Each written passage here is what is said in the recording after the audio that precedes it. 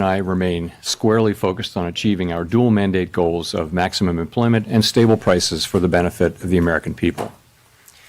While the unemployment rate remains low, it has edged up. Job gains have slowed, and downside risks to employment have risen. At the same time, inflation has risen recently and remains somewhat elevated.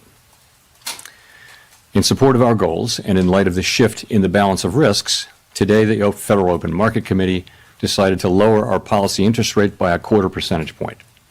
We also decided to continue to reduce our securities holdings. I'll have more to say about monetary policy after briefly reviewing economic developments. Recent indicators suggest that growth of economic activity has moderated.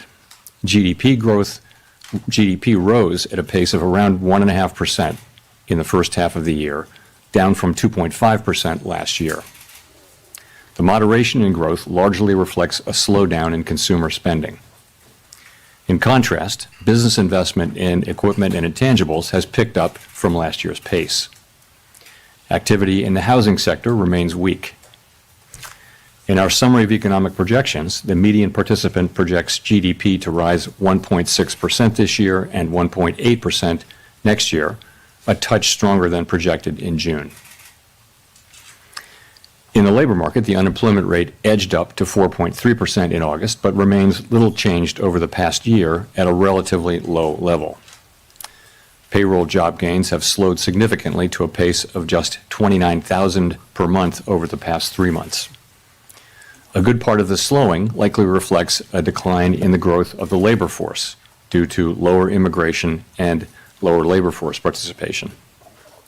Even so, labor demand has softened, and the recent pace of job creation appears to be running below the break-even rate needed to hold the unemployment rate constant. In addition, wage growth has continued to moderate while still outpacing inflation.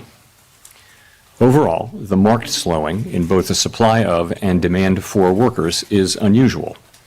In this less dynamic and somewhat softer labor market, the downside risks to employment appear to have risen. In our SEP, the median projection for the unemployment rate is 4.5% at the end of this year and edges down thereafter.